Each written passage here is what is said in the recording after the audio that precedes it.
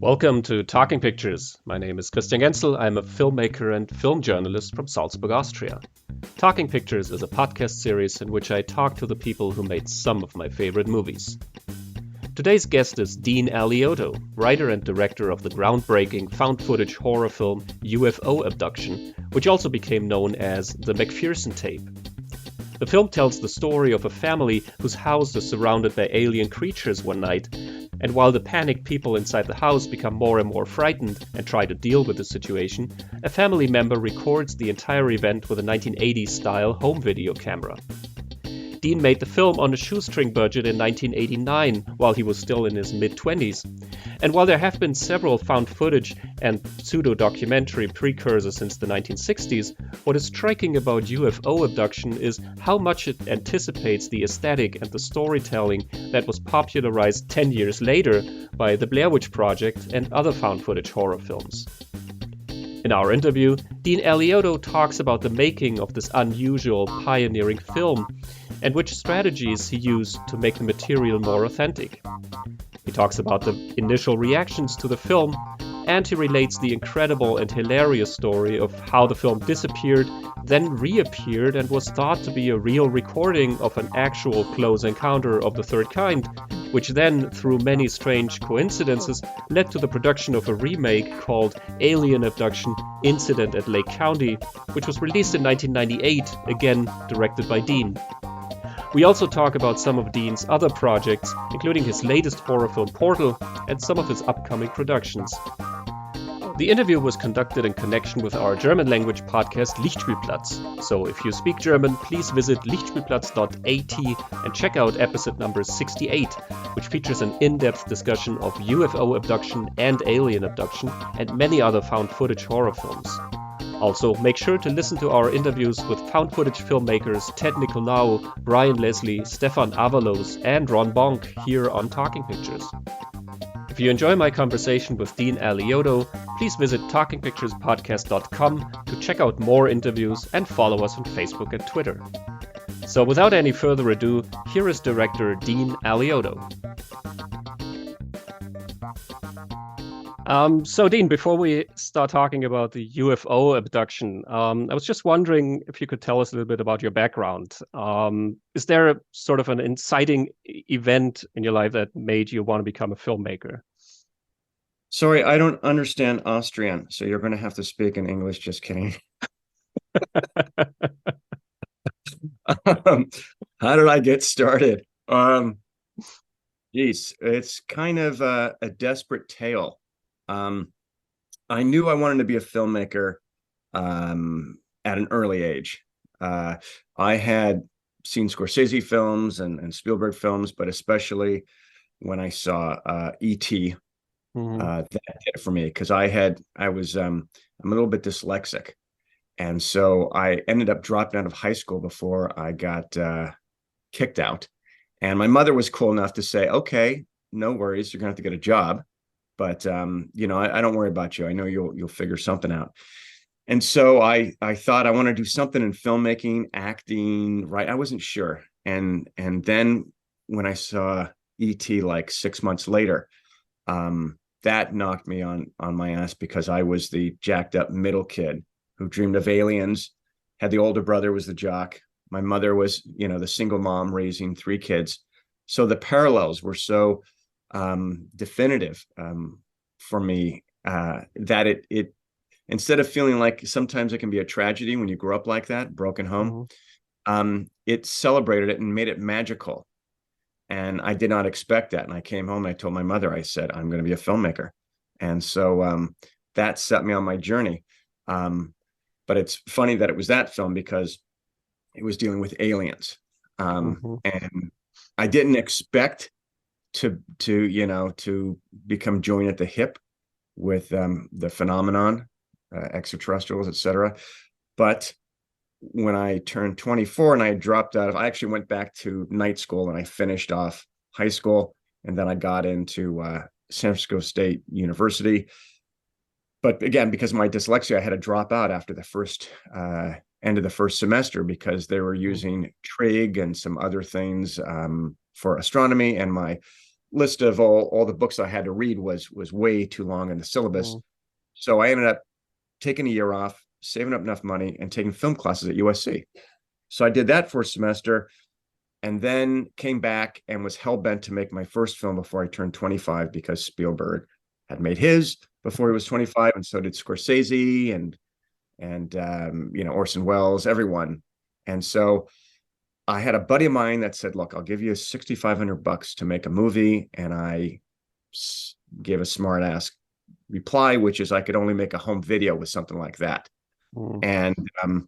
And then I read Whitley Strieber's book Communion, about his supposed real life adventures with extraterrestrials. And it scared the hell out of me more than any other, Stephen King novel. And I thought, God, how can I convey this? What would be the best way to do this if I could make this into a movie, this type of tale into a movie? And then I went back to that thought of, oh, if I did it as a home video, then it would feel like it's immediate, it's happening now, and shot from one of the family members' home video camera. It would feel like you were in it again as it's happening, and you could sense it. And so I called back my buddy and I said, let's do it. And so we pulled together a cast and crew of improv actors locally, and this is San Francisco Bay Area, and primarily shot it in one night. And so I thought, well, that was it. Made my first film. I can now relax and let's see if I can get it distributed. And then that became a whole other crazy ass story. But that's kind of the impetus of how I got into filmmaking, and how the McPherson tape, which was called UFO Abduction, Mm-hmm. UFO K-77, that was the original title. Mm-hmm. I read on your homepage that before you did your first film, that you worked as an assistant on some Hollywood movies with Spielberg and Oliver Stone, Clint Eastwood. Can you talk a little bit about that? Yeah, sure. So I guess the first one would have been the Clint Eastwood film. It was the last Dirty Harry film called The Deadpool, not to be mistaken with the new Deadpool movies. I'm actually in the movie. You can see me jogging in place in a couple scenes in the background next to Eastwood. But I was a PA doing crowd control, like second AD type stuff. And then I worked on The Doors, Oliver Stone's film, the Haight-Ashbury section. And I think I worked a little bit at the Fillmore. And that was insane because Val Kilmer is playing Jim Morrison. And I remember visiting the set on the Fillmore Theater. And I said to the first AD, I go, how does the sound guy sync up the playback so well so that Val can lip sync to it? And he goes, oh, there's no lip syncing. Val is actually singing. He's actually singing. And it knocked me on my ass because it was dead on, sounded just like Jim Morrison. And then I did some still photography behind the stills briefly for Indiana Jones for a day, Indiana Jones and the Last Crusade. And I got a chance to see Sean Connery and Harrison Ford, and got a picture of those guys with Steven Spielberg and George Lucas. And that was, it's still numb to me. I feel like I had an out-of-body experience. I didn't expect Sean Connery to be so formidable. Like in his day when he was, Goldfinger. He must have just, that's the thing I love about him. He looked like he could kill someone. Roger Moore, not so much. Pierce Brosnan, not so much. Daniel Craig, yes. Yes. But, yeah. Same here. Yeah. So that was great to see my idols, working their craft. Yeah, that was inspirational. And I was a PA for 5 years, and that was intentional. I wanted to go from being a PA to a director. And that sounds kind of goofy, but my reasoning behind it was, if I work as a PA, I can work in every single department, and I can get a chance to learn what each of those departments do. The only one I didn't work in was in makeup, but from wardrobe to camera. So I had a real strong sense of what it takes, not just the mechanics of it, but the political the hierarchy or how things come together and who's in charge, etc. So I actually ended up pretty much doing that because the film that I made after those 5 years was the McPherson tape.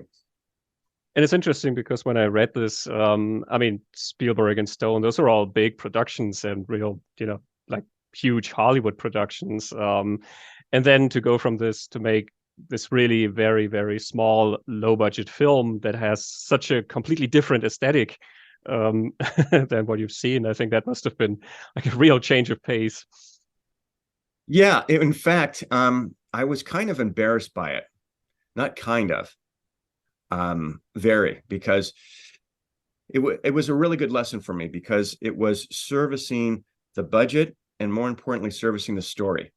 The story couldn't be shot in a Spielbergian way at all in order for it to have any kind of effect of what I was trying to do. There had been no Blair Witch. Blair Witch came 10 years later. And so there was no reference for this. It was just, in my mind, the word gimmick kept coming up. This is a gimmick that will allow me to make my first film.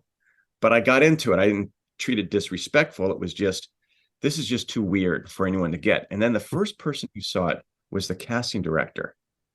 And I showed it to her. And can I swear on this show? Sure, absolutely. Okay. She fucking hated it. She hated it. And she had no problem telling me because her son was in it. Her son played Jason.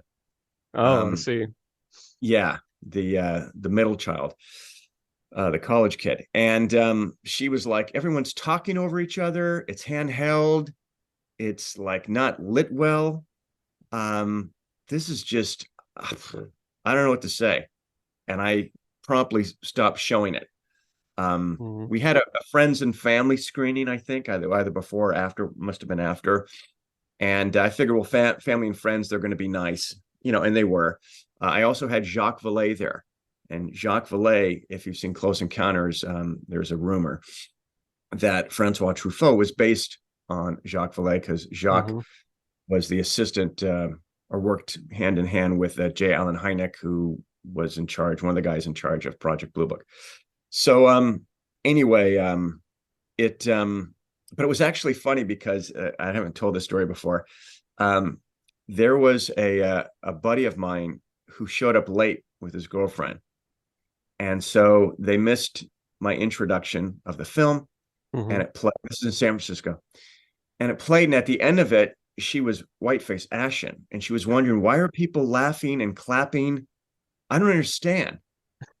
And I said, you didn't like it. And she says, no, these people are missing. Why isn't anyone concerned? These people encountered something fantastical, and her boyfriend, my buddy, kept laughing, and he just got the giggles, and I had to tell her the whole thing. See this guy over here? He's in the movie. These are all actors. So that was the first inkling that maybe this kind of worked with what I was intending to do. But when we went out to sell it, I had people just throwing their car keys at me, distributors saying, get the hell out of my office. Don't show up here unless you have a real movie. Yeah, it was pretty brutal because, it's good to be kind of ahead of your time, but not a decade before you're not good. Yeah. Yeah, it must have seemed like a totally experimental art project. I don't know what to call it at the time. Did you have any sort of reference point in terms of, I don't know, maybe fake documentaries or make-believe stuff that you were aware of that sort of played into it? Not really. The first thing that popped to my head, because I'm raking through my brain right now and going, what was out before then? The only thing I can think of, but that's a satire.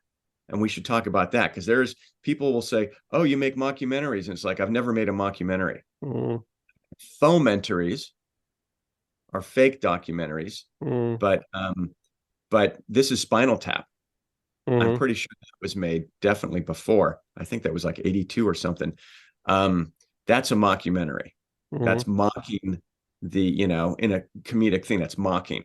So, but I didn't really think about that. I just knew that when I think of like footage that you watch on news, it's always, someone was on the scene and they had, a camera, it was a camera crew, whatever. And so I think I was kind of thinking in those terms that this would be like someone reporting from the scene of the crime. But I wasn't referencing any film that I'm aware of. Yeah.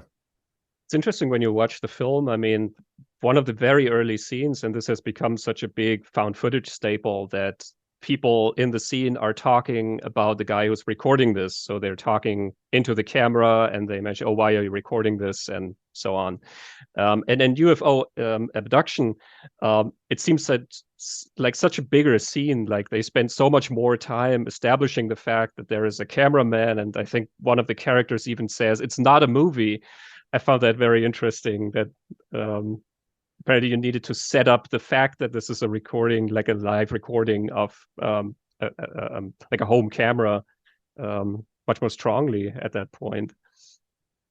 Yeah, well, you need to have, even back then, I knew that I had to have a reason for this camera to be on the whole time. And if a kid gets a new toy, he's going to be using the heck out of it. And to underscore that, and to let the audience know that you are inside the mind of a 6-year-old, which I played Michael Van Hees, the character, the camera guy. I thought, well, I'm gonna videotape food, and I didn't intend to do that. We never rehearsed that. But when the cake was coming out and the pasta was coming out and everything, I just remember going, I would be videotaping this. I would be checking out the lens. I would be zooming in. I would be focusing on someone next to me, their ear, because he's discovering this toy. And so, I wanted to have that where it was, I did know this, that people have a tendency, if you have a camera, like cameramen talk about this all the time, where if they're behind a camera, like in a war-torn situation, they become, I guess, fearless, because they're like, I've got my camera and I'm photographing this, and what I'm doing here is more important. Like I remember I in Mexico one time did parasailing, where they take you up and you've got like a parachute and they fly you around in a speedboat, but they drop you off. And it was terrifying, but I had my camera with me. So I'm like, I'm here to document this. And if something happens to me, this will live on. Right. And so I thought that camera is a shield for Michael.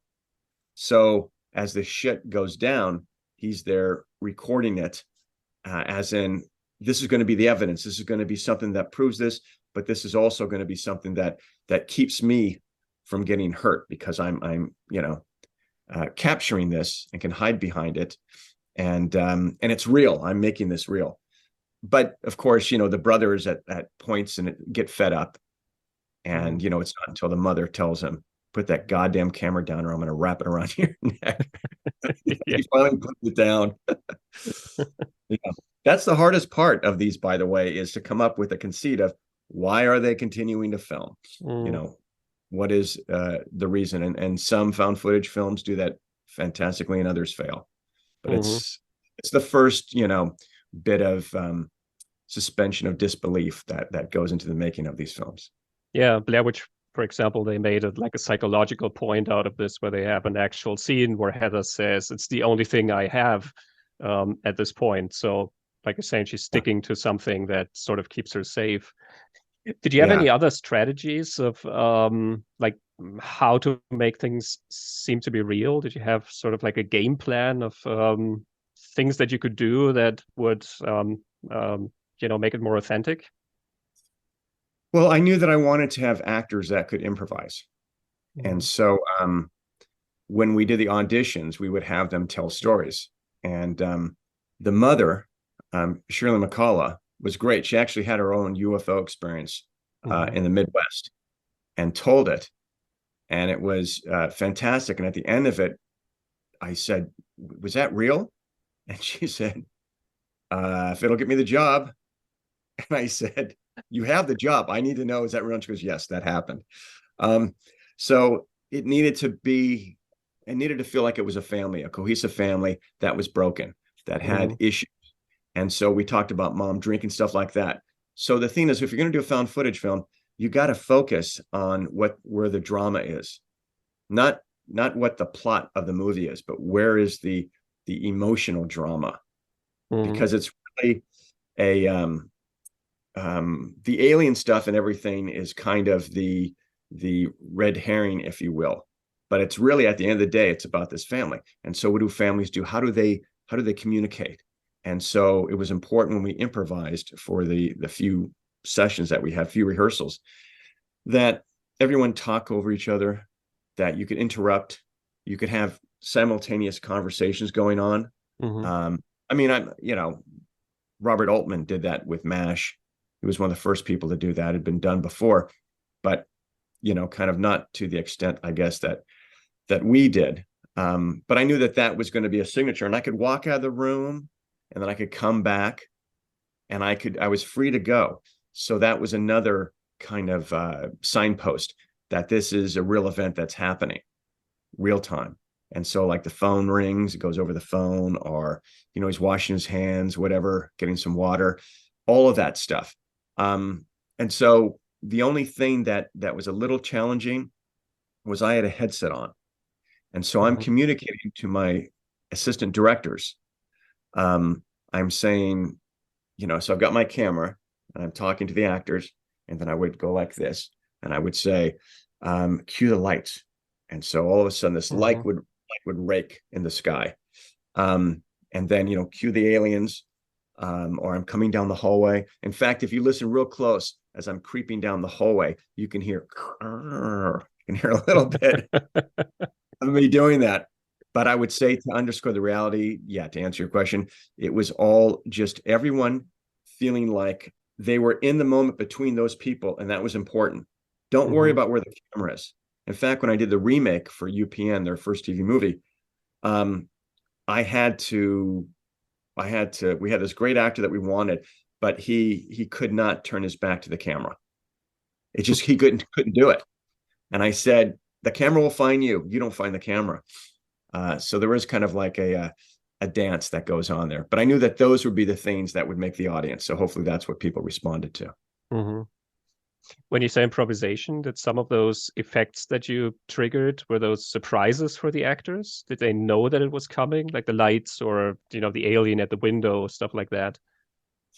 The only thing that they didn't know was that the aliens were going to come in at the end. And so we hear that scream, the howling scream at the very end. That's real. They freaked the shit out.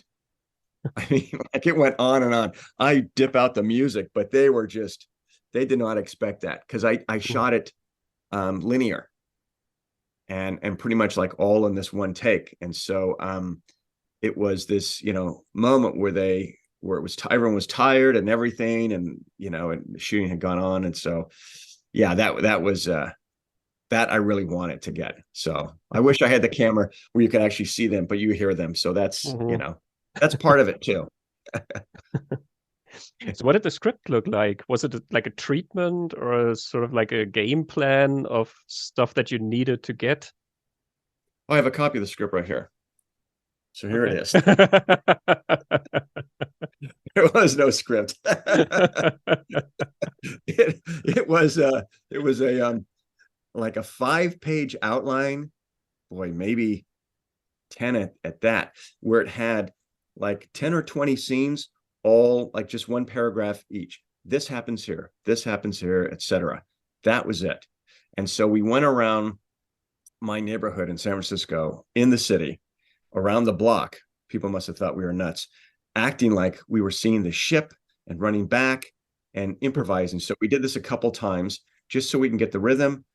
But once you get out in the woods, and the only lights that are lit are the lanterns, you kind of, it's not that hard to get into character. So I knew that I wanted to have enough range where all I had to do in order to advance the story was I would either say something that would let the actors know, oh, now we're doing the cake. Oh, now we're doing goodbyes. And so I was kind of nudging along like, okay, it was time to go.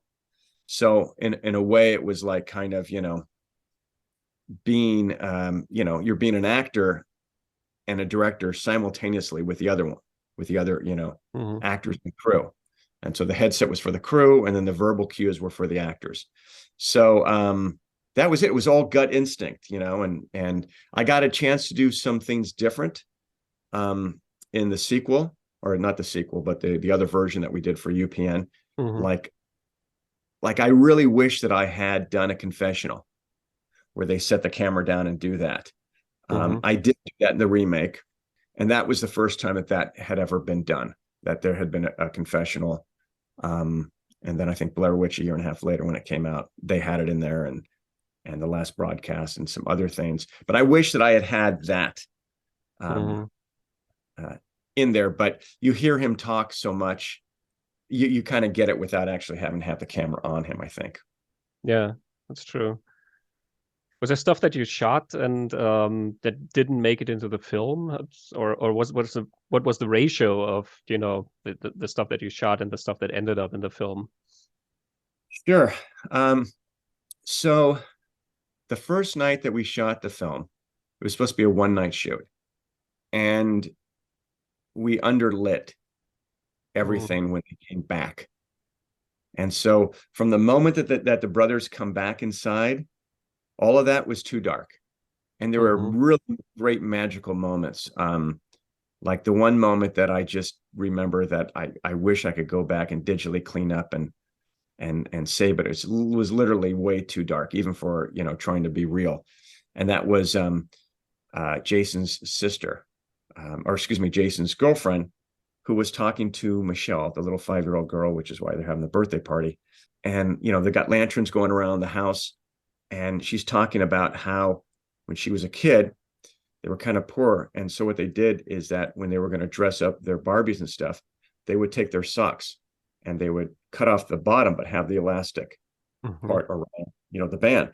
And so they would make this like tube tops and stuff, all this. It was a great, just little moment hearing a story that I didn't write, that she was pulling from her own, So we ended up having to go back a second night, like a week later, Mm-hmm. and having to take it from the moment that we go in there. In fact, when you watch the movie, the lens goes from being wide lens to, once we get inside, it goes to being long lens. And that was because when I went to go in for the second take, where we seamless or made the seam from the first half, going out, seeing the ship and aliens and coming back, I banged into the camera, or into the door as we opened the door. Mm-hmm. And so it compressed my lens. And so it jacked it all up. And so then I have to focus. So that's where you see it there. But so it was essentially done in 2 takes, the whole Mm-hmm. movie. Yeah. I No see. pickup shots. Wow. It's amazing because it's like a tightly constructed film in a way. I mean, a lot of the found footage films have elements where they're just noodling around and you just spend time until something happens. And in UFO abduction, it's always, you set up the scene and then shit starts happening, and then there's one thing and the next thing and the next thing, and so it's kind of breathless, and that's amazing. Well, it's funny because when we went to show it at Fantastic Fest for the 30th anniversary, um, with AGFA, I told my girlfriend Allie, I said, get aisle seats, because I've not seen this film. I've not seen it in 30 years. Um, and I kept hearkening back to the casting director, hating on it. And I said, this could go bad. Like, maybe these are just some film geeks that like the movie, but the audience, because it was a full house, they're not going to be so keen on it, and it's not going to hold up. And so she did. She got aisle seats so we could duck out in case it went bad. And then it played. And what had happened was, over the years, because of not just the fact that there had been other found footage films and people were used to that format, but the 80s, the stamp of the 80s made it very nostalgic and fun. And the way that they treated each other, there were so many great jokes that were kind of, to me, a little bit amusing. But at the time, it was like, it just seemed trivial. And now these were genuine laughs or unintentional laughs. And Mm-hmm. so that kind of kept the pace going at the beginning. And then when the shit hits the fan and it keeps going, it was just me thinking, well, that's what you do. Then this and that happens. I mean, if I could go back and redo it again, I'll tell you what I would do. I would have one of the brothers come back after they go out. I'd have Mm-hmm. one of them come back in like a fugue state, Mm-hmm. and have them just sit there and just be this creepy thing that's just, you think, oh, there'd be little things like that. Mm-hmm. But I've mentioned that before, and other people have said, no, it's better that they're gone, because now it's like 10 little Indians, you reduce it and everything. Mm-hmm. So yeah, I mean, I think it was just more of things have to keep moving and the suspense. I mean, I'm proud of the scene where Michael is creeping down the hallway and we know that we've got the body Mm-hmm. in the back room. And what are we going to see? What's possibly going to be there? And is it going to jump out at us and everything? And, we kind of subvert expectations. And so, yeah, so I think I'm glad that pacing, kicked in. But yeah, again, I'm the last person to know. I mean, now I have objectivity. Back then I didn't. Mm. So it's good to hear how people are responding to this. It's like, yeah, that's what I intended, but I wasn't sure that that we made it work, So you did mention your friend at the premiere who came in late and kind of thought that this was real.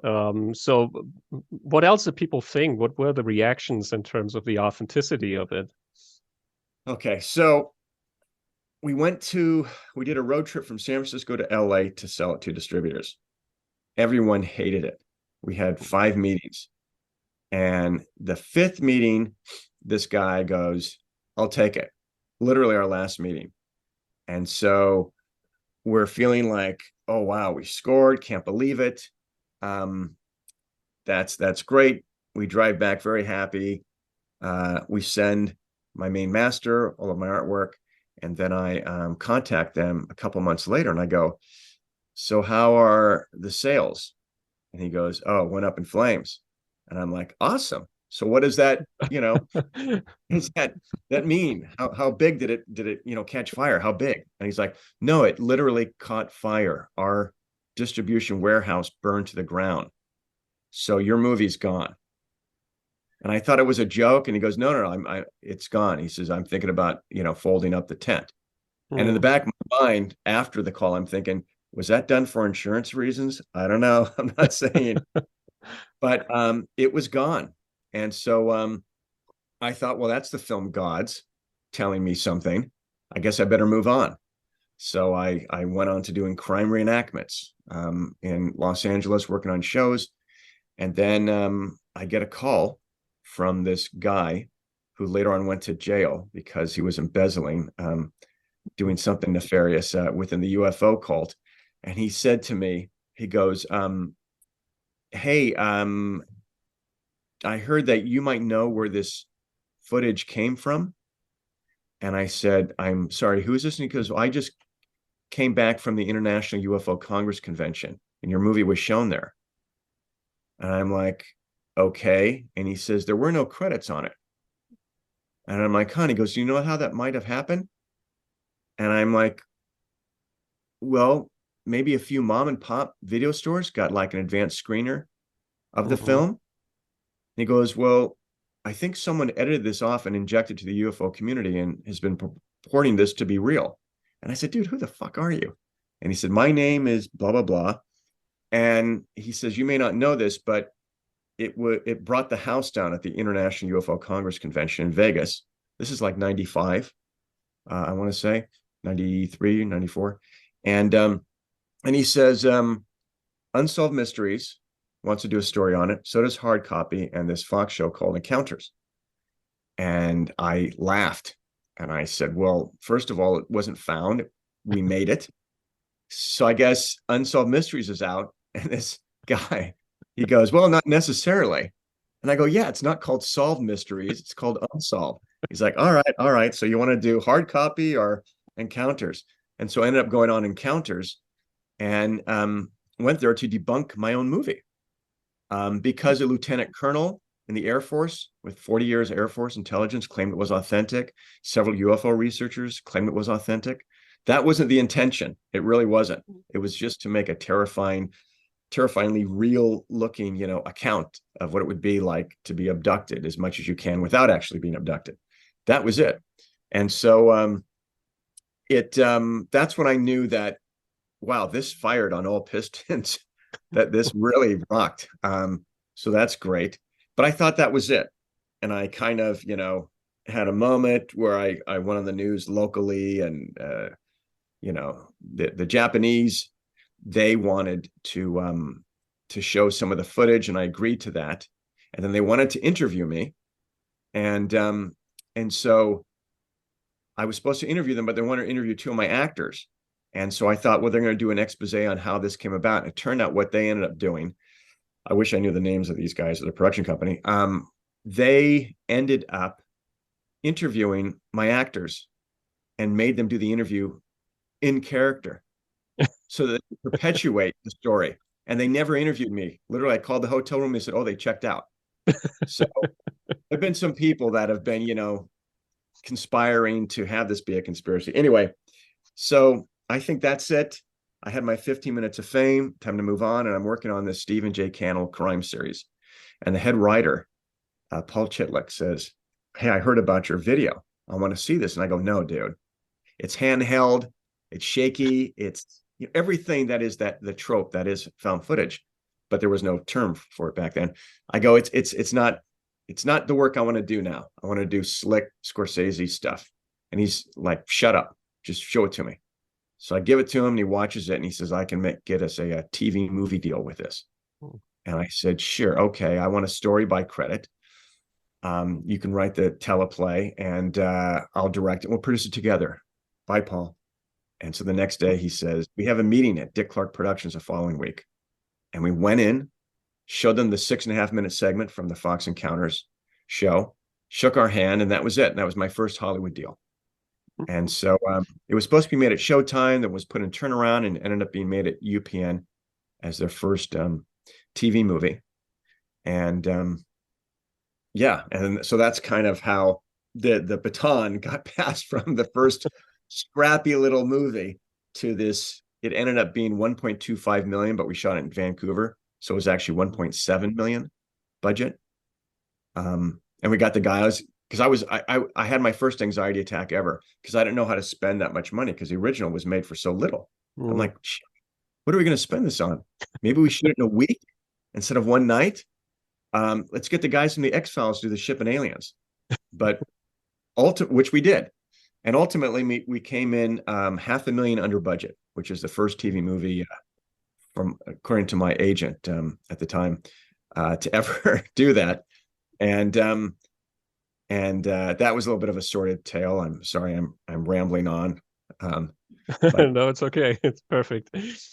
I think this is the first time in the history of Hollywood that a director said, oh, this is way too much money that you're giving me. Yeah, literally. I went to therapy. I'm like, I don't know what to do. I've got imposter syndrome. How do I spend this? I don't know. It's digital. It's video.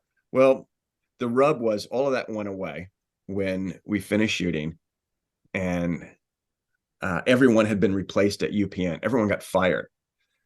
So we came back and we presented them their first TV movie that the network had agreed to do. And the new regime looked at this and went, what the fuck is this? Literally, they were throwing food, I heard, at the screen when they watched it, laughing their asses off, going, 20-minute takes, digital? What's digital video? What the hell is that? I don't know any of these actors, and there's no music. Fire these guys. So we got fired. They brought in this woman who came on board, and she added a few more interviews because there was interviews cut, shot a bunch of them, and then she added a few more, cut it down from 90 minutes to an hour.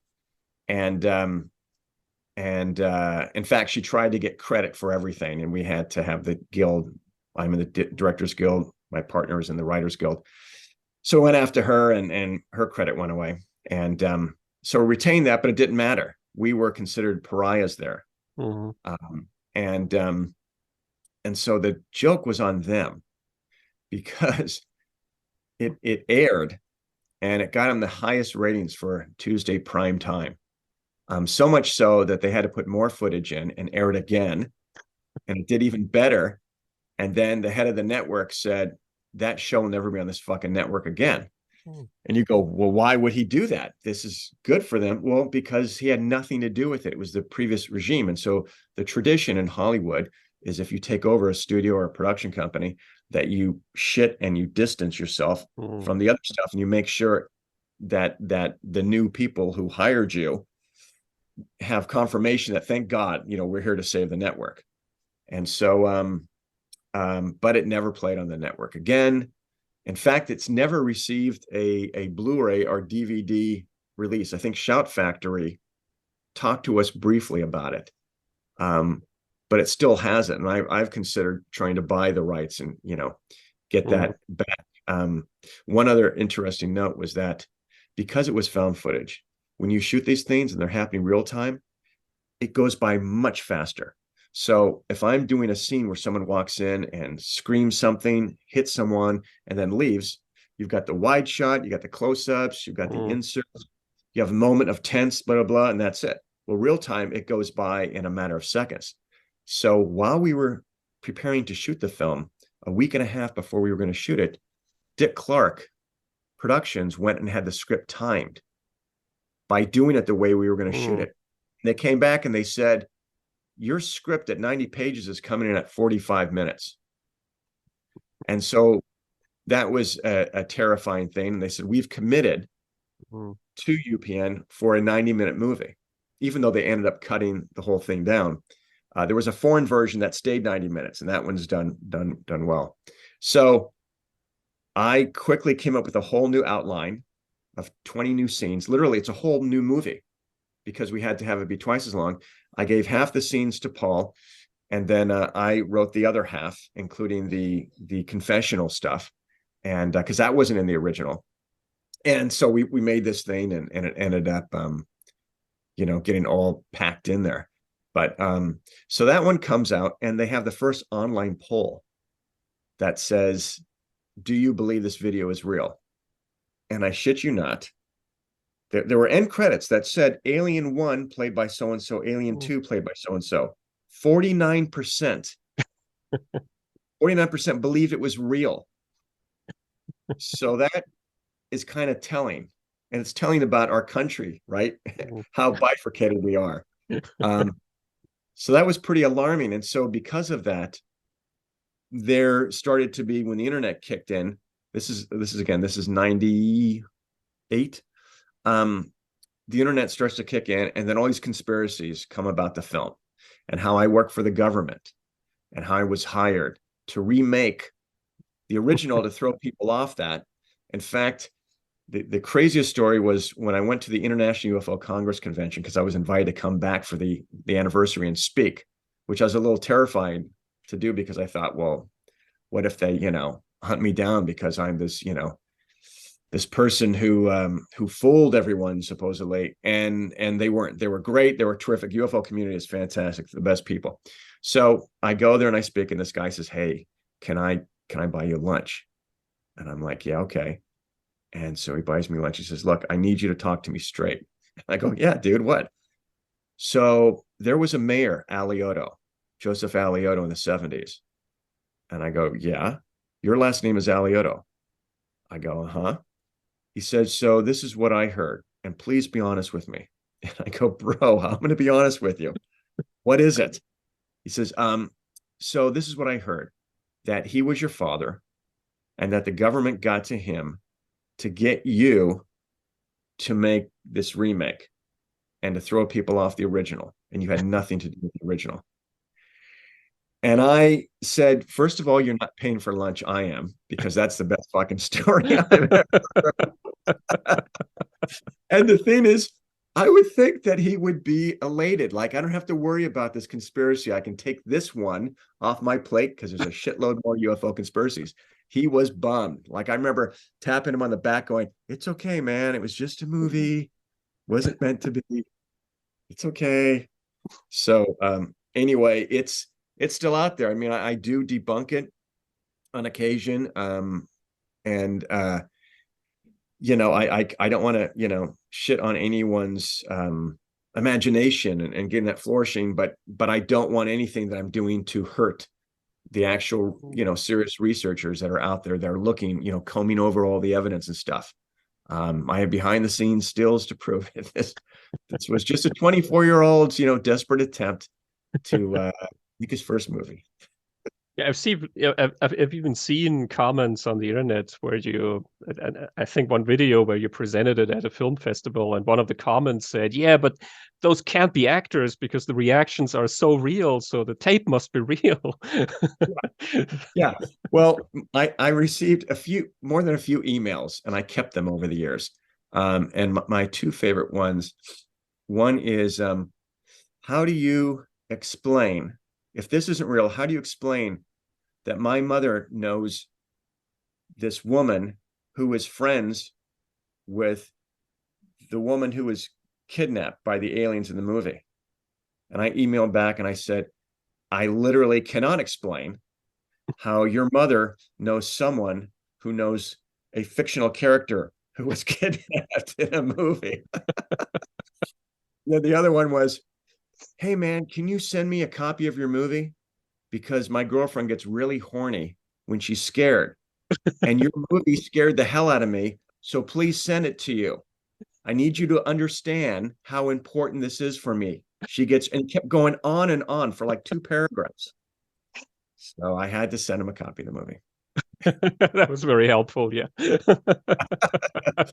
It's a great aphrodisiac, apparently. That's the first thing that I thought when I saw it. Right? Yeah. Oh, put on the Barry White music. Let's do it. Yeah, yeah. Very cozy atmosphere and people cuddling together and everything. I mean, Yeah. Screaming cacophony of aliens in the background play. Sure. I kind of love the fact that this found footage film sort of became like a found footage object in and of itself in a way. And I was just wondering while you were talking about how, how it got rejected and how the reactions were so strong, where people said, I fucking hate it. Was there a point when you just said, oh, fuck it, I'm not going to do this anymore. I'm going to give up on filmmaking? No, because I knew that this was so weird. And again, in my brain, gimmick. It's funny. Right after I made it, I met it with a buddy of mine, and he and I used to do wedding videos. And so that definitely influenced me. Definitely. And he said, do you have any idea what you've done? And I said, yeah, I know what I've done. I've gotten myself into calling myself a filmmaker. And he goes, no. He says, you did something, and he was using the G word, genius. And I'm going, dude, you haven't seen the film. You have to understand. It's just this gimmicky. That's the G word for me, is gimmicky. And he was like, no, this is like crazy, original, blah, blah, blah. And I didn't see it as that. And I still kind of feel a little bit like Forrest Gump, like I got dragged through this thing by this one vehicle that I made it. But no, I didn't really, I mean, I certainly appreciate it now, but it didn't wipe out my dreams at all, because I was like, this is a separate thing. This is a weird kind of first pancake, thing. In America, we have that. You don't eat the first pancake, you throw it out. That's kind of what this was. And so I was, trying to get my first film, first official film going after that. And so that was, that's where I was going to make my mark, because clearly no one wanted this. And so it just kind of ticked the box where I could say kind of that I had done my first film. Yeah. So it wasn't discouraging. So then shortly after Alien Abduction comes out, the remake, there's this little film called Blair Witch Project, and that sort of puts a name onto the whole aesthetic, and that sort of starts a whole new wave of similar films. How did all of that change the perception of UFO abduction and alien abduction? Well, I did hear this, and this is from the former head of TV at UPN. He said that, and I'll call the guy out, the guy who hated the movie at network who came on board there. His name was Dean Valentine. And he was a guy that said, this will never be on this fucking network again. So after Blair Witch comes out, he said, oh shit, I guess these guys knew what they were doing. So that was great validation that had gotten back to us. There was also a little tinge in me of going, God, I wish I had thought bigger, in the sense that I wish that I had submitted it to Sundance. I had submitted to some film festivals, but again, it was 10 years before that. So they just still would have thought that this was just nonsense. What was great about Blair Witch was the campaign, the online campaign. I thought that they did several things super cool that were improvements. The one thing that I didn't really care for was the shaky cam, because people, teenagers, college kids know how to hold a camera steady. And so the whole thing was nonsense. When you see my film, he's a 6-year-old. He's holding the camera as steady as he can. You know, it was never a conceit to keep underscoring this is, shaky, but running through a forest with vertical lines and stuff, it was just, too much, I thought. But they succeeded in so many other ways. And then the other films that came along, there was Cloverfield, which is a little tough because J.J. Abrams' partner, I had shown my remake to. Oh, okay. And I was trying to get work directing on one of their episodic shows that JJ's company, Bad Robot, was doing. And his partner really liked it and said, "This is crazy." And he had just seen clips of it on my reel. And he says, "Can you send me the actual movie?" And I go, "Yeah." And I sent it to him. And then I hadn't heard from him. And then maybe a year later, I don't know how much later, I went to a sneak preview of Cloverfield. And I'm looking at this and I'm going, wow, it's a bunch of people getting together for this function. There's a blackout. It's happening outside. They're running around.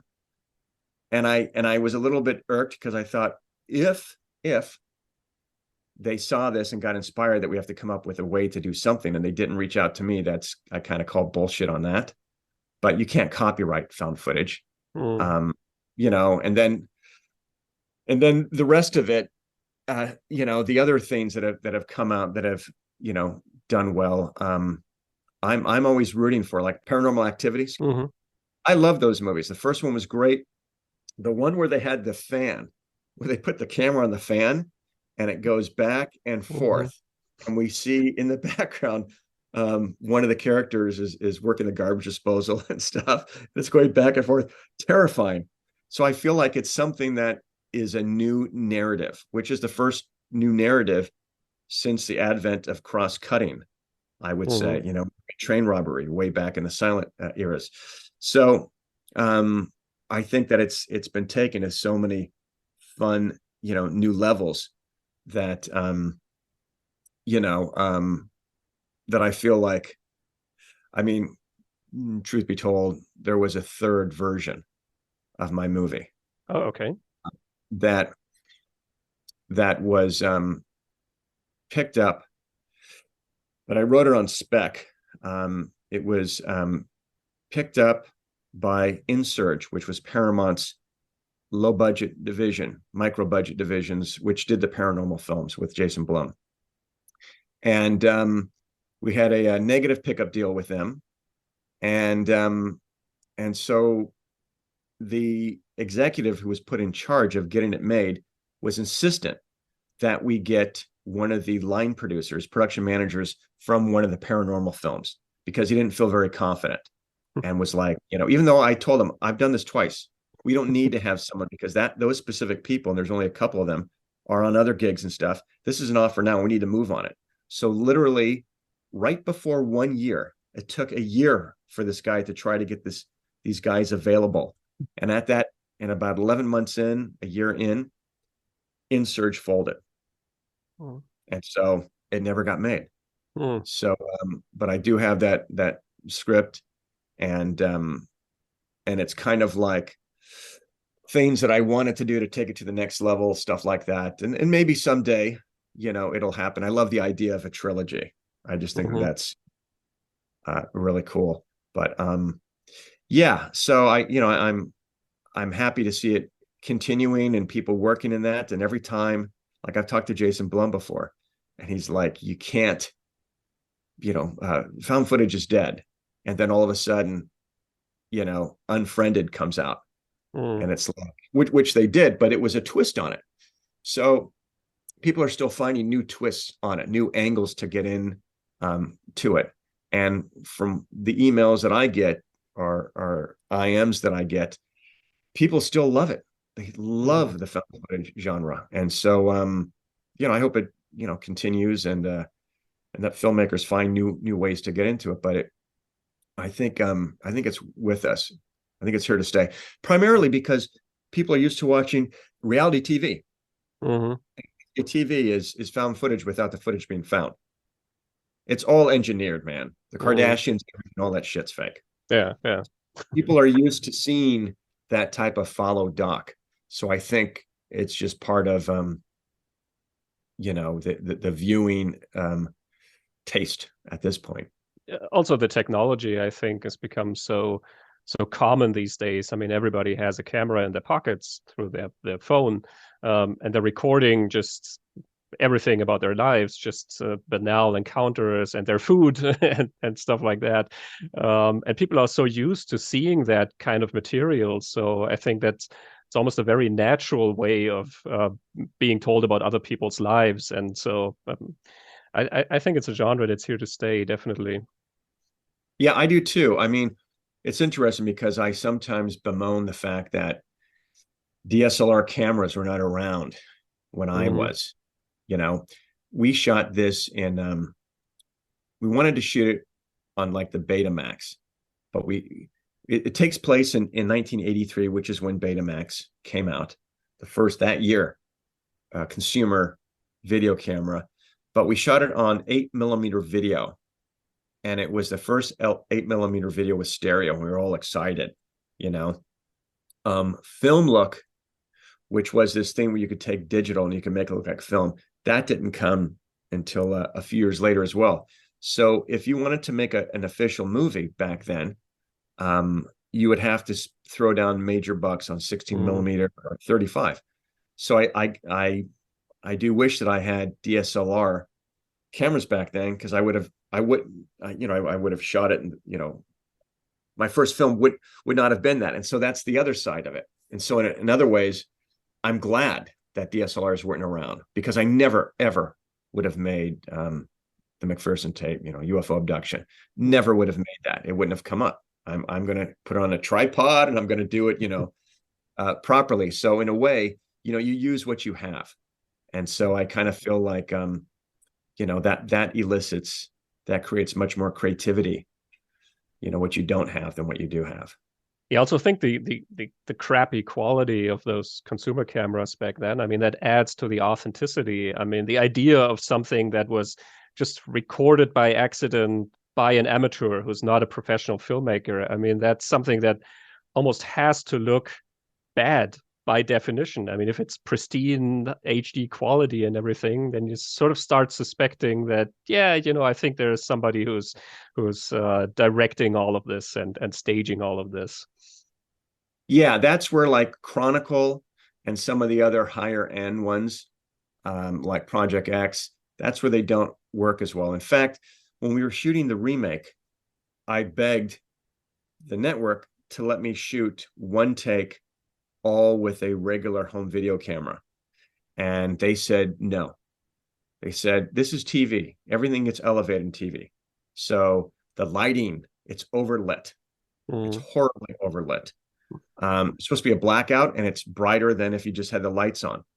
Um, I would have had it been much more grimy and analog, because that's what you want. You don't want to shoot digital. You want it to be analog. So anyway, that was all those things that were considered negatives at the time are now pluses, and give it an Mm. aesthetic that, you're right, that time stamps it. So which one of the two versions is your favorite of the two, or is that an unfair question to ask? No, I don't make any bones about it. The first one is definitely, for me, the better one. Mm. Um, and the one that I prefer, because I didn't have network influence on it. It is much more fluid. The other one was so scripted. The actors did a fantastic job. Nothing that I would detract from them. However, because we had to script out everything, it just didn't have that immediacy. I mean, people were Mm. talking to each other a little bit, but it was too much. There's something you get from flying by the seat of your pants, and someone screws up, someone bangs himself going out a door, little things like that, that you don't get. And so it felt more contrived, if I'm going to be honest about it, than the original. I know that there's a big, fan base of kids who grew up watching the UPN one, because that one was seen by millions more than have seen the OG. But yeah, they're very protective. Like, I remember I had one person who told me that he still sleeps with the lights on because of the film. And I said, wait, how old were you when you saw this? And he goes, oh, I was 9 years old. And I'm like, what the fuck? What's wrong with your parents? It says, there's a disclaimer. It says the footage you're about to see contains disturbing and graphic images. And your parents, and he goes, yeah, man, but it was great because now I'm into horror movies and I'm into this and that because of this. And no, I love being scared. I'm like, all right, well, I did have one woman who said that she almost had a miscarriage while watching, because some of these people, people don't always start a show at the beginning. They come into it. And so there was no, disclaimer. And so it was kind of like War of the Worlds. And so it was a really weird social experiment in a way. But anyway, yeah. So I would say the original one, just because it was much more what I intended it to be, which was, this kind of real-time, unbridled shit is, happening at that moment. Doesn't have that nice sheen to it. So I would, definitely say that. In fact, that the third version, if I do a third version, would embrace the analog and would embrace more of that, but it would have a couple more little surprises and stuff, in there. But, I'm proud of both of them because, I got a chance to work with some really terrific people. But my first child is my favorite, man. One thing I prefer actually about the original is that it's more vague in terms of what the aliens are, or if they present a threat. Because I mean, in the remake, it's fairly clear that they are dangerous. I mean, one of the family members actually dies during the film. Whereas in the original, I'm kind of thinking like, hey, maybe they're just visitors. Maybe they just want to say hello. I don't know. and the family's scared, as we all would be. And that makes it more interesting, I think. Oh my God, that's a really good point. I never thought about that before. Huh. Yeah, honestly, I never thought about that before. We don't see what happens at the end of the first one, playing out. Yeah. Yeah, I mean, that one was also inspired by the Kelly Hopkinsville incident that happened, I believe, in the 60s or 50s. And it was this home in Kentucky that was invaded by these aliens, and they're on the roof and everything. And so they had to put them on the roof. So that's why there's a scene with that, which, by the way, if you see the movie Signs, it's about a single parent, and he's got, 3 kids. Okay.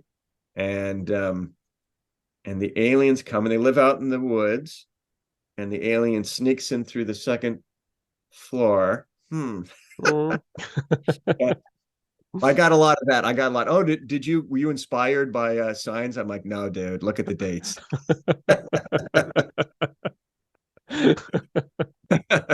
But that's a really good point, man.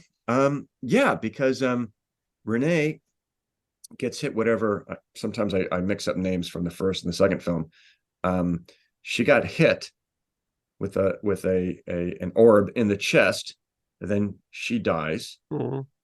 And yeah, that's a really good point. See, now I like the first one even better now. Yeah, wow. Yeah, that's a really good point. I like that. That's cool. Was there something from both movies that you took to the other films that you did? I mean, I know you did a lot of documentaries, for example, and you've done other stories, which also have a little bit of, film in them, people filming stuff or people talking about films and things. So were those an influence on your other stories? Probably. Definitely subconscious, right? Subconsciously so. Let's see. I did this film called Portal, Hmm. It came out 2019. Um, I didn't write the script. That was written by Peter Dukes, but there were definitely things that I was comfortable with being in that space. Um, um, some of the little jokes and stuff, there were some things I added that might have been pointing to that. But I mean, it's a ghost hunting crew that is, it's meta. I Hmm. guess you could say that my original one was meta. Um, but that one was really meta. Um, so yeah, that probably affected it. I'm trying to think of the other things. I just made a new film. That Uh, the last podcast. yeah, the last podcast, and I'm combing through it right now and going, is there anything that I took from that? Well, you'll see in the background when he's doing his podcast, there's a poster. Oh, okay. Not a big one. There is a poster of UFO abduction Hmm. in the background. Um, yeah, I'll have to think about that. I'm sure it's affected me. I mean, where it really affected me was performance wise. Um, that was kind of my beginning of a love for actors being able to feel comfortable around a set, be able to have real moments, bits of business. I think that was my first flexing of that muscle. Hmm. It became a tool that I put in my toolbox for sure, where actors could talk over each other and they could, um, be allowed to be on their own and not have to be forced to, because later on I was really forcing actors. You come over here and then you land here, this and that, Hmm. and that's artificial, So it taught me to listen to the actors more than anything. So I would say that influenced the performances going forward for sure. Hmm. Yeah, and there's also LA Dicks where people talk about making movies or they want to use real life to sell the screenplay. And well, obviously it has yourself playing one of the guys. So again, it's somebody who's trying to break into the film business. So I see all kinds of like they may be vague, but I see some connections, I think, in that sense. Yeah, we don't talk about that movie. Um, Okay. my it's my girlfriend's least favorite film. We joke about it. Um, it was I did that film because I wanted to kind of experience what it would be like to for me it's all about the actors. When I Mm, think of a movie, what is the most important thing, the thing that audiences take in? First of all, it's performance. A mm, really good actor can deliver shit dialogue. It's just a fact. You can go through history and you can see, wow, that's really, weak. Um, and then, story is second, and then third is the aesthetics. mm, And so that was a good way for me to be able to kind of, learn more about acting firsthand. But you know, I'm going back to Portal. I wrote this little thing at the end. My daughter is in the movie at the very end, where there's a new mhm, group of ghost hunters. mhm, We get the idea if there's going to be a sequel, these are the guys who are going to be in it. And so I gave my daughter a line in it that I wrote that says that they call her over to look at this video, and the mhm. video is of the actual characters in the movie, and they posted the video of them being attacked by these ghosts. And so she comes over and looks at it, and they said, "Oh, take a look at this." And she goes, "Ugh, I hate found footage Mm. movies," and walks away. That was definitely, yeah, me making commentary on that. Yeah, for Mm. sure. So you're right. Yeah, that's true. I didn't know it was your daughter. I mean, that adds even another layer to the whole thing. That was my Ruby. Yeah, Amazing. taking a shot at her dad. And you're also returning, I think, to the world of aliens with a documentary I've seen. I've seen the announcement for. Yeah. So when I went to the International UFO Congress Convention for the 30th anniversary, it would have been the 25th anniversary there because it had been out for 5 years by the time they got it. So for the 25th anniversary, that would have been, this was 2018. I had never gone. I think I went to one UFO small little gathering um, right after or during the making of UFO abduction. And And I had pointed out that they were showing this footage of this green orb going around this plane. And I raised my hand and I said, I'm a filmmaker, and that's a lens flare. And you see how it's an aberration from the lens flare, and you see that's green, and then how it goes away and comes back. And they all looked at me like I was a heretic, and it scared the shit out of me. And so I scuttled out of there. And so when I was invited to come and speak there and give like a TED talk to 1,000 people, I said, look, I'm a little bit nervous about this because I take my work serious, but I don't take myself serious. So I'm going to be taking the piss out of myself a lot. So people need to have levity. And if they don't, this is going to go bad. And he goes, no, they're great. They're terrific. And to his word, talking about Alejandro Rojas and Karen Brard, who owned that conference. They assured me, and I went there, and they were terrific. And I met a wide spectrum of people. I met someone who was really pissed off at his parents because they had done plastic surgery on his ears. So they took his Vulcan ears and made them more human when he was a kid. So you had that side of the spectrum. Okay. And on the other side, you had professors at Albany and Montana Tech who believed that there was something here. And so after talking to these guys, wandering around at the convention, then I went to this other one called Alien Con in Pasadena. I met enough people that I was kind of shocked and thought, wow, there's some credibility here. There's some real science work being done here. And I don't know how to make a UFO documentary, and I would never want to make just that. I would make a science doc, a subject about UFOs or aliens. And so I hit on the idea of doing that. And I thought, because I've done documentaries, 1 and 2 hour specials for like, A&E, Bravo, Fox, etc. I thought if I were to take the aesthetic of that and bring it into this, it would elevate it, and to look at it in a serious hypothetical way, which would allow me to get people like Professor Michio Kaku and SETI and NASA and stuff, people that never talk, from Harvard and stuff, never talk about this, to be able to get them to open a discussion and get into it. And what came out of that were some really profound thoughts on the subject, and some new theories came out of it. And so I thought, well, I'm going to do a 90-minute movie. It'll be like 15 interviews, 20 interviews, and that's it. 5 years later, it's a 3-part series with a separate standalone feature film. Wow. And the standalone feature film is called The Experiencers. And that's all about people who have had abduction experiences. And I bring in people from, again, different disciplines. I have people who are experiencers, as alien abductees like to be called now. And then some people who have never had experiences before, but discovered that they did. And we find this out real time. And then also, I have an Oxford professor, best-selling author, who's talking about, the possibility of what these things could be, So it sucked me into the UFO rabbit hole for half a decade. And this week we're about to go out with a 3-part series to the market. And so hopefully next year, all of those are going to go out. But I needed to kind of cleanse the palate after 5 years of documentaries. 60 interviews later, 5 continents later, I just wanted to do a film.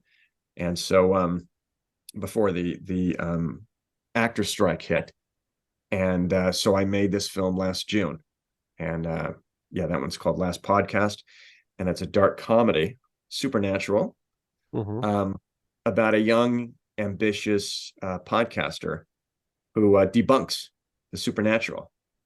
Yeah, there's no parallels with me, right? No. And oh God, I'm so guilty. And I was just going to say, I hope this isn't the last podcast here. Yes, for your sake and mine. And so what happens is he discovers that there may actually be an afterlife, but it's not what we think it is.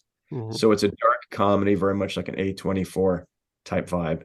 And so that's getting wrapped up now. So hopefully that'll also be coming out next year. And so one of the next two projects I do is going to be possibly, yeah, I'm painting a brush on myself, alien related, but it's going to be fictional. Okay. And so, yeah, I mean, I just don't work in the genre. I know that sounds like I do. I wrote a Beatles biopic. I've got a Western. And so there's other things that I do in that. But right now, I seem to be doing well in the UFO alien lane. So I might stay in there for a few more miles, you know, branch out. But I do enjoy the fantastical. I can't help it. It's you know, it's a good distraction with what's going on. But I will say that everything that I'm doing now, I'm really working on it having kind of without it being blatant, a morality, you know, behind it. The movie, the last podcast, is about addiction, you know, being addicted to subscribers and the stuff that people do for that. And then the 3-part series is about, you know, our environment and the experiencers. Feature doc is really about having tolerance for others, whether they believe in stuff or not, doesn't matter. You know, the analogy that I kind of use, and I've met a few of these people, and it's a little bit freaky. I mean, I will tell you that I went to a few meetings of an abductee support group. Oh, okay. And I thought, well, this will be entertaining. And so I went there, and there's 15 of these people, and they introduce themselves around the table. One of them gave a TED talk. Another one is a supervisor for Homeland Security. One's a major in the Army. Another one is a chiropractor, doctor, architect. These are very and so I went there and I saw all these people. And because I've worked 20 years on crime shows, I've interviewed, you know, convicts and FBI people. So you develop a pretty good bullshit meter. And I didn't get one blip the whole night. So it was pretty terrifying for me. And I was asking very pointed questions and stuff. And there's certain telltales that you can tell when someone is lying, but these people legitimately are suffering from some form of PTSD. And you can see it. And that's what, you know, Professor John Mack at Harvard said, that these people, you can't fake PTSD. You just can't do it. And so there's no other traumas in their life except for what they're purporting. So anyway, went to this thing and saw these people and came home, and was it was very disturbing. And I thought, you know, it's interesting. If I were to say to you, hey, dude, I need to tell you, Christian, this terrible thing happened. I was abducted. And you said to me, oh, really? So was it a white or was it a black van? Were the windows blocked out? Do they use tape or rope? Ha, ha, ha. But if I say, you know, this thing happened and it was, I don't know what it was, and you were to say, oh, really? Was it a flying saucer? Was it a triangle? Did they have big eyes? You know, did they have an anal probe? You know, you could do all that. So I thought, regardless of whether this happened in the real world or in a world that they are experiencing, it doesn't matter. So we should have tolerance for these people, and getting to know some of these people, and they're from all over the, you know, the world. This isn't relegated to just the United States. I thought that's an interesting phenomenon. Again, it doesn't matter that it might not even happen in the physical world, whether it's happening in a mental world or spiritual world, whatever. We need to be kind, period. Ridiculing anything is just kind of insidious at this point. And so so that became, you know, the bigger purpose for doing these documentaries. But you know, I'm thinking that you know, I'm excited to be back in doing movies. I don't think I'll be doing another documentary on this subject unless a UFO crashes in my backyard. Then maybe I'll break out my camera, but I won't do it handheld. I'll get my tripod or my gimbal and I'll shoot it really nice and beautiful. And then people are going to say it's fake. That's true. Just because of that. Tim, you're right. Okay. All right. I'll shoot it vertical. No, but all of those projects sound really intriguing. So I'm really looking forward to seeing all of those, the documentary, the series, and the horror movie. Sounds amazing. I've seen that Mick Garris is in the movie. as a Yes. podcast movie? Yeah. I'm a big fan of Mick. His company is called Nice Guy Productions. He is the nicest guy. Mm, Um, just a sweetheart. Sometimes when you're making a movie, you just want to have someone's energy on set. And that was the last day that we were shooting. And Mick came out there, we're shooting in a bar. And I wrote this scene for Mick to be this insulting bartender and to yell at this customer. And so it was really fun. Again, he's the nicest guy. And so it was like, yeah. oh, let's change things up a little bit. Um, but yeah, no, love Mick. And then Dave Foley, Hmm. Kids in the Hall is also in it. He's a buddy of mine. He's great. He's terrific. What's really going to be the standout of the film is the lead actor, Eric Tabak. He is amazing. And so is Gabriel Rush, who plays, it's kind of these two lead roles. Maya Hudson, who plays the girlfriend, is also terrific. But Eric and Gabe, especially our lead Eric is going to blow up. He's got this like Hmm. young, he's like 26 years old. He's got this Tom Hanks quality, this charm that is his own. Funny, his timing is impeccable. He came from BuzzFeed and Yes Theory, where he had generated 500 million views. Wow. He's just funny as shit. Tarantino talks about how Samuel Jackson, Sam Jackson, his dialogue is meant for that. The way that he reads Hmm. it, delivers it, is the perfect cadence. I found that with Eric. Hmm. His way that he delivers my stuff is kind of like just in the pocket every single time. So I'm really, really excited about what this could do for his career. He is just a powerhouse, funny as shit, smart. There were a lot of lines that he was improvising that were just fantastic. And so but it's a really fun, the vibe is very much like an American Werewolf in London, Mm, just to give you an wow. idea. So there's some fucked up, shocking things in it. So Okay. Yeah, that sounds cool. It sounds like an amazing film. Really looking forward to seeing it. yeah, we're looking forward to bringing it out. We're going to be submitting to all the festivals right now. Mm, yeah, that's always a huge new step. And it's the moment when you think you're done, your job is done, and then there's this whole new job of, putting it out there. And yeah. Dude, there have been talk for years about it, democratizing the market so that a filmmaker can make a movie. Like if there was a portal where you would go, that would be just found footage films, but it wouldn't be someone controlling it and saying, if you want your found footage film on my, found footage network, you come here. Just Hmm. one where you go through and there'd be like a main hub, like a TV guide where you can go, and then you would have an opportunity to make films of all size and shapes and stuff, and it would be based on the story, Mm, and the quality of what was made. Um, but it isn't yet, and so a film is only half finished when you're done, only half, and that's being generous. It's not until you sell it and a distributor picks it up that mm, sees the light of day. And so that's the way it is. But I'm feeling pretty optimistic about this one, because it's topical. The mhm, last podcast, and real briefly, the reason why this movie even got made was a buddy of mine who has a reputable UFO podcast called Podcast UFO. His name is Martin Willis. It's a great podcast. It's fun. He had to go in for open heart surgery, and he asked me, because I've been a guest on his before, he asked me to fill in as the host for a month.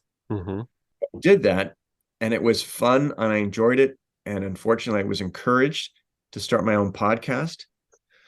So I went down that rabbit hole for 6 months, mhm, and because I wanted to make sure that if I do it, it's going to be done right and this and that. And then my girlfriend looked over at me one night and she goes, "What are you doing?" And I said, "I'm doing research.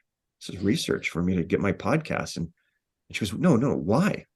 And I go, well, because it's going to be this fun thing that I do. And she goes, yeah, it doesn't look very fun. And I went, yeah, this hasn't been fun. And I stopped right there. Mm-hmm. And I thought, God, I just lost 6 months of my life, like before I even got off the runway, because as you know, you don't just dive into it. First of all, you do it because you love to do it.